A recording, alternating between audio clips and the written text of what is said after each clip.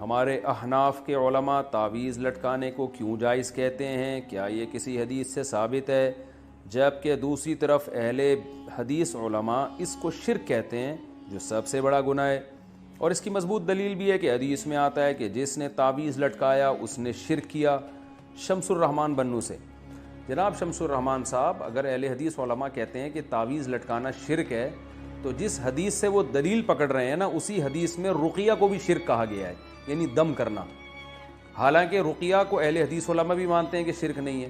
تو پتہ یہ چلا کہ جس حدیث میں تعویذ لٹکانے کو شرک قرار دیا ہے، اس سے تعویذ سے شرکیہ تعویذ مراد ہے۔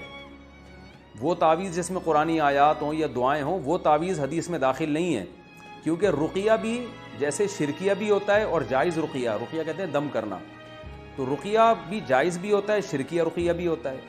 تو اسی طرح تعویذ بھی جائز بھی ہوتا ہے، شرکیہ بھی ہوتا ہے۔ تو اہل حدیث علماء جس حدیث سے استدلال کر کے ہر قسم کے تعویذ کو شرک کہہ رہے ہیں نا، اسی حدیث سے پھر تو ہر قسم کا دم درود بھی شرک ہو جائے گا، حالانکہ ایسا نہیں ہے۔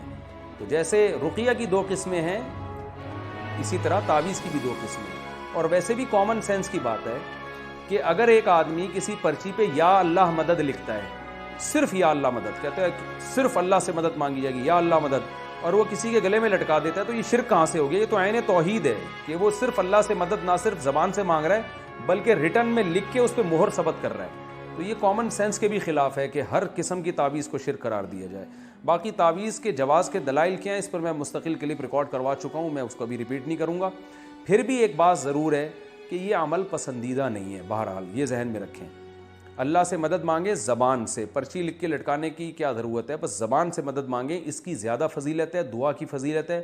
جو لوگ تعویذ گنڈوں میں پڑھتے ہیں تو وہ میں نے دیکھا ہے ان کا ایمان بہرحال کمزور ہو جاتا ہے اور وہ اسی میں لگے رہتے ہیں۔ تو اس لیے ہمارے علماء بھی اس کی گنجائش دیتے ہیں کہ اگر لوگوں کو تعویذ نہ دیا جائے تو وہ خالصتاً پھر جاہل پیروں کے پاس جا کے شرکیہ تعویذ لینا شروع کر دیتے ہیں، ورنہ یہ عمل شریعت میں کوئی زیادہ پسندیدہ نہیں ہے۔